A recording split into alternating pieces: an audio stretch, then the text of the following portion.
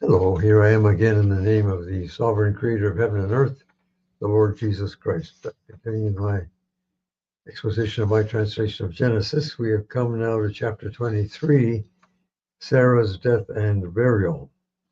I will first read verses 1 through 9 of chapter 23. Sarah lived 127 years. Those were the years of Sarah's life.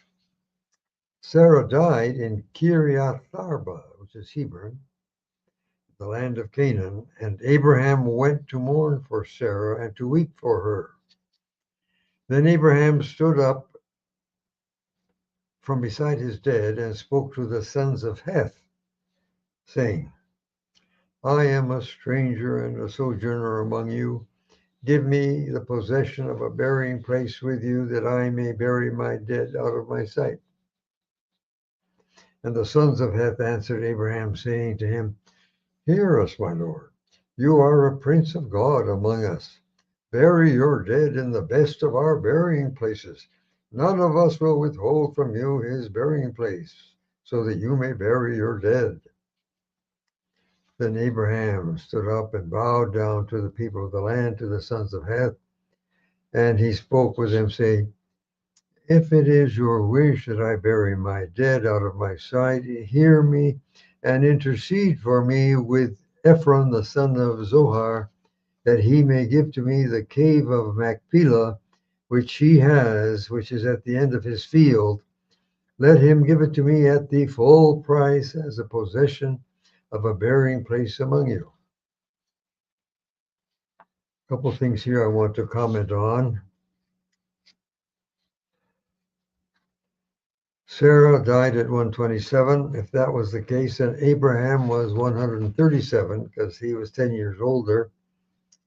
And that means that Isaac was 37 because he was born when Abraham was 100. Fair enough.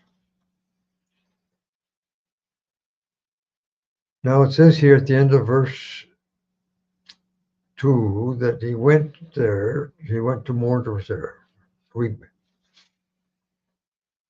He was living in Beersheba. So if he came from Beersheba, he had a journey of about 60 kilometers. That's in a straight line. That means that they were living in separate places. Sarah certainly only learned the purpose of the trip to Moriah after the fact. And that was when she doubtless spoke with her son or asked her son for a report. Considering the whole idea to be abhorrent, she may have rebelled against Jehovah and Abraham and eventually moved to Hebron. That was a familiar place. There was even an altar to God there. Naturally, she was accompanied by enough servants and cattle to protect and maintain her. Surely Abraham was told in good time that she was dying, so he could get there. Now, when in verse 4, Abraham then starts to talk and says, give me a possession. Well, he, of course, was asking to buy it, as he makes clear later on.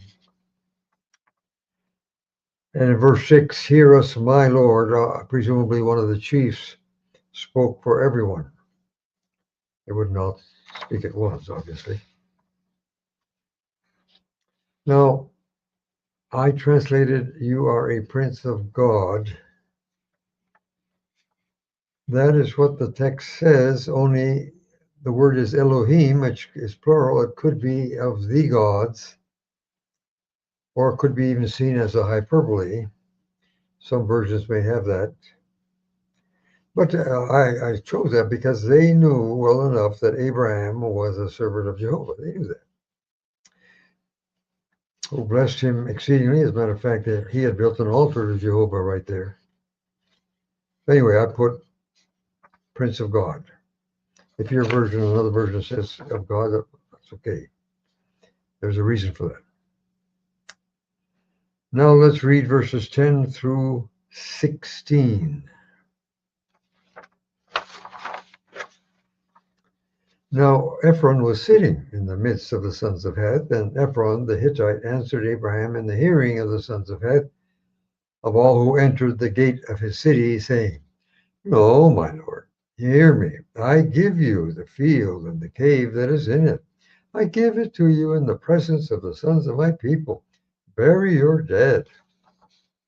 And Abraham bowed down before the people of the land, and he spoke to Ephron in the hearing of the people of the land, saying, If only you would hear me, I will give the price of the field.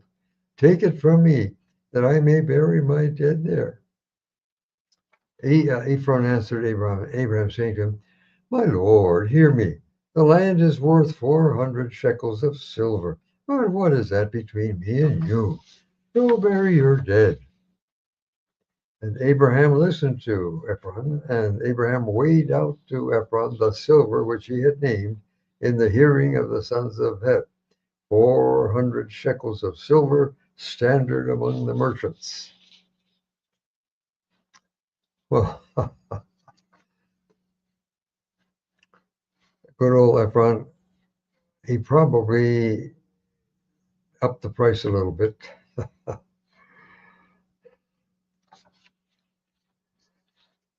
That whole conversation was just the way that something like that was conducted in that time and place. Abraham knew he'd have to pay. And besides, Abraham could afford it, okay? Abraham was a rich man.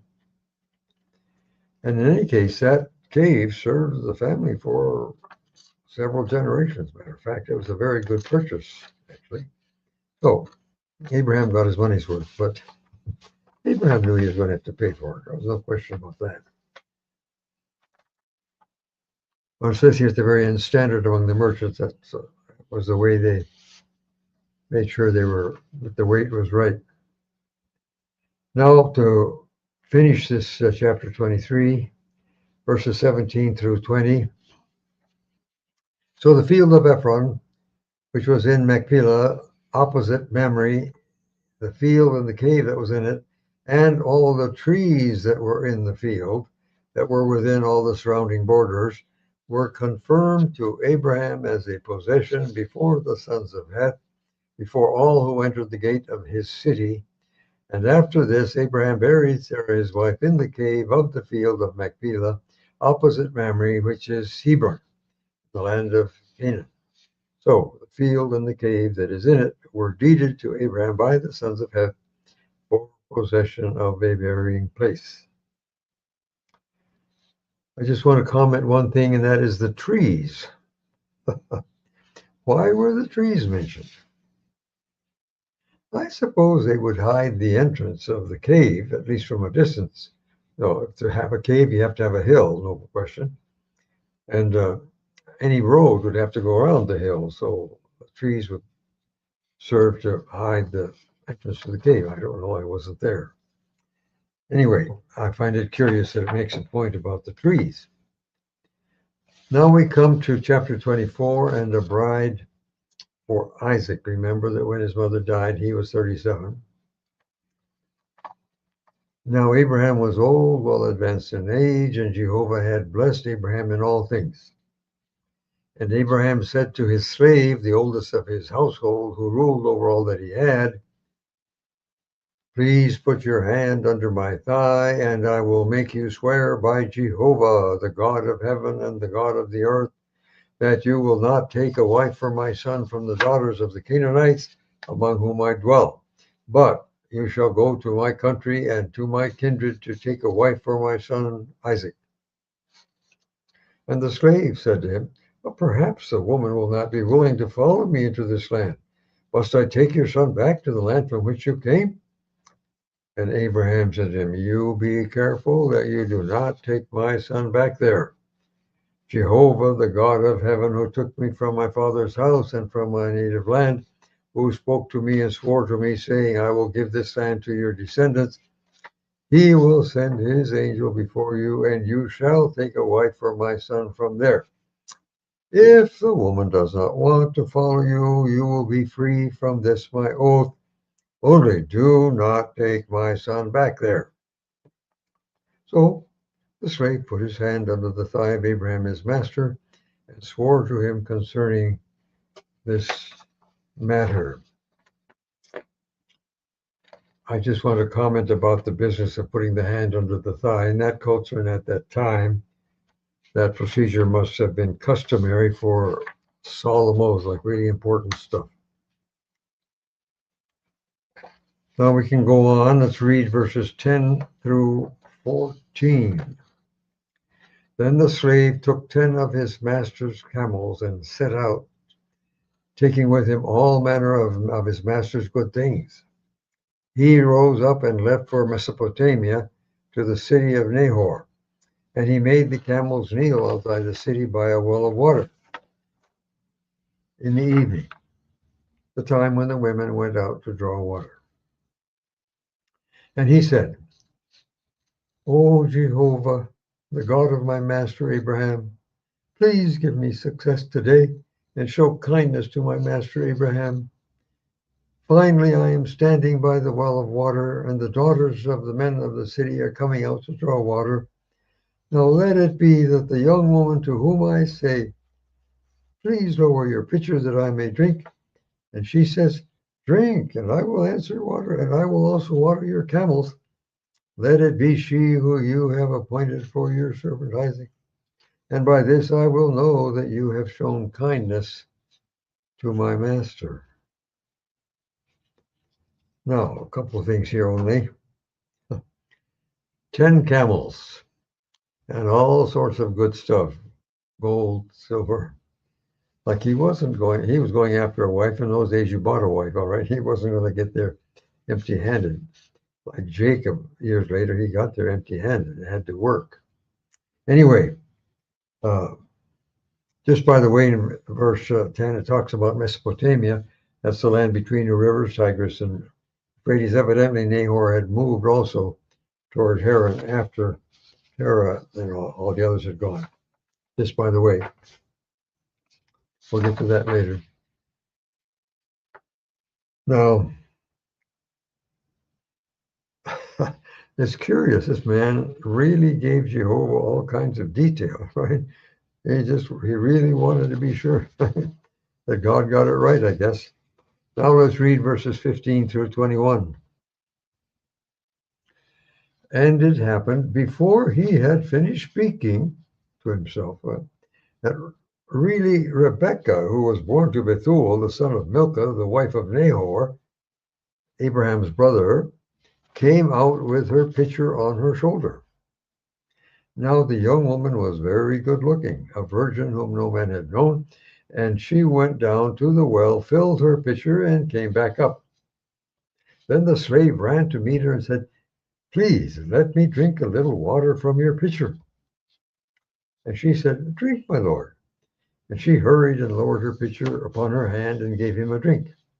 And when she had finished giving him a drink, she said, I will also draw water for your camels until they have finished drinking. And she hurried and emptied her pitcher into the trough, ran again to the well to draw water, and drew for all his camels.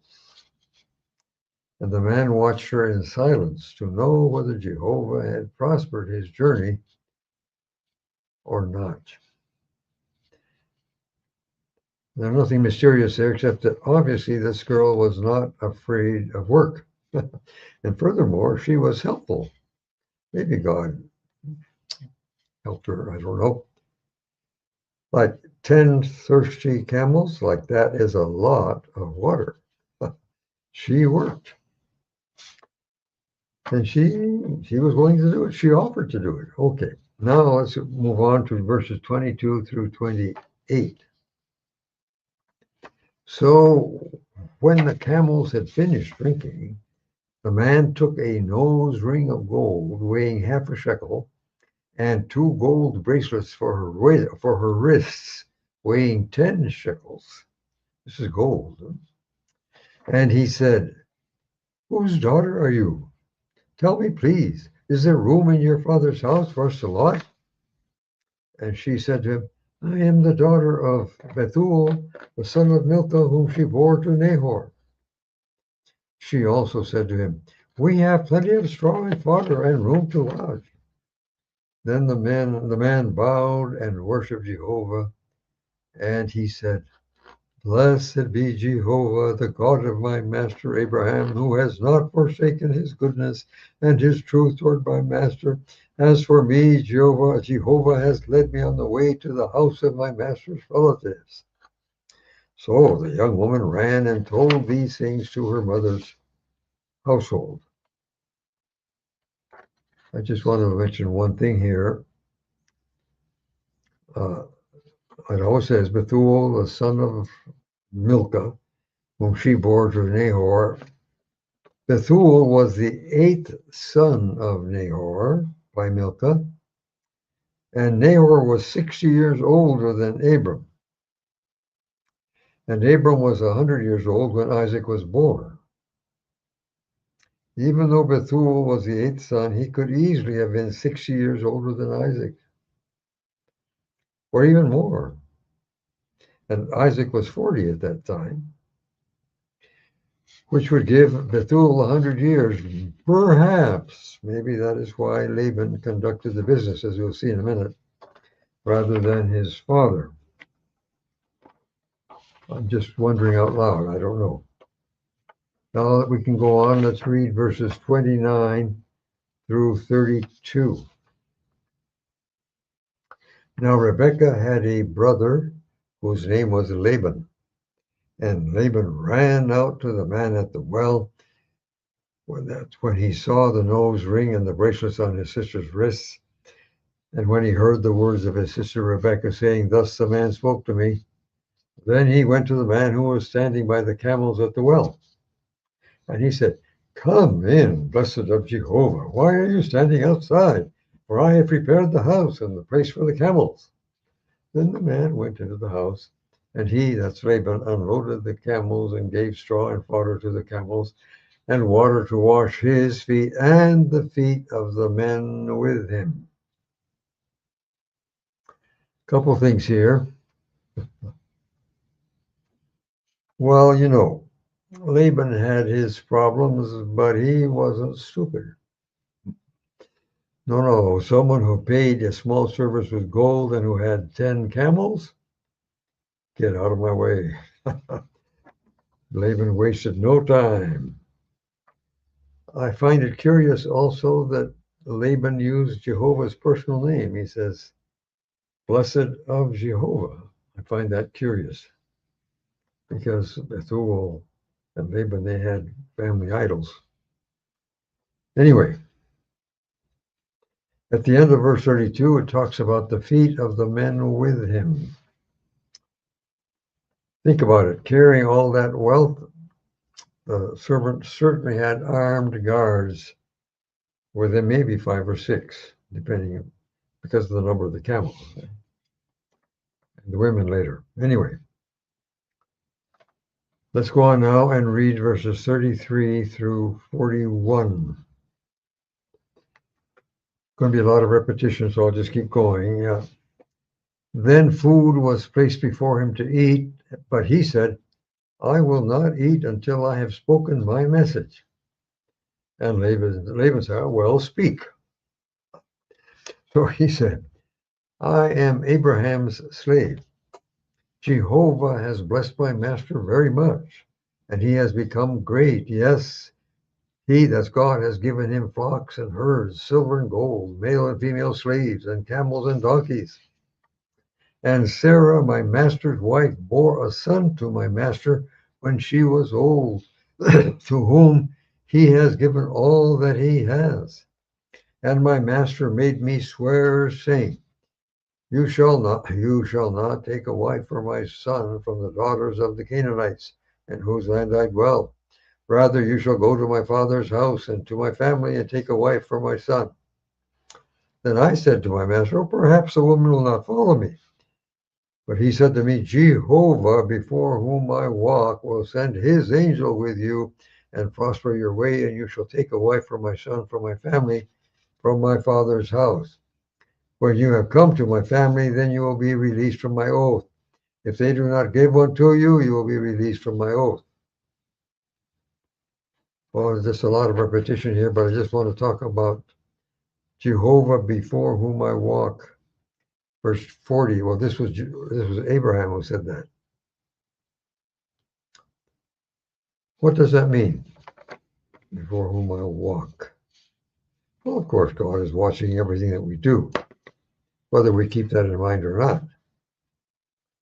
But I take it that Abraham was affirming that Jehovah had a special interest in him and in that particular case. If you are aware that you're walking before Jehovah, it sort of helps you to stay in line. Okay, let's go on now.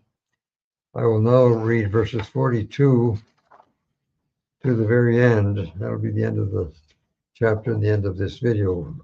42 through 49. The slave is still explaining. Now today I came to the well and said, O Jehovah, the God of my master Abraham, please prosper my way in which I go. As you see, I am standing by the well of water. Let it be therefore that the young woman who comes out to draw water, to whom I say, please let me drink a little water from your pitcher, and she says to me, drink, and I will also draw for your camels. Let her be the woman whom Jehovah has appointed for my master's son.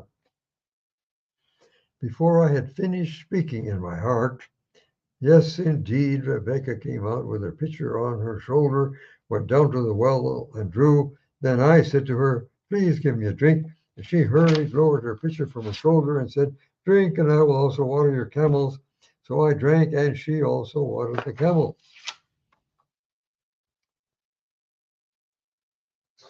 Then I asked her and said, whose daughter are you? And she said, Bethuel's, the son of Nahor, whom Milcah bore to him. So I put the ring on her nose and the bracelets on her wrists, and I bowed down and worshipped Jehovah and blessed Jehovah, the God of my master Abraham, who had led me in the way of truth to take the daughter of my master's brother for his son. So now, if you will deal kindly and faithfully with my master, tell me. And if not, tell me, that I may turn to the right or to the left. Now, the story goes on for quite a while. I'm going to stop here. The really interesting stuff now comes later. If you want to hear that, you'll have to come around next week. For now, that's it. Thanks for watching. God bless.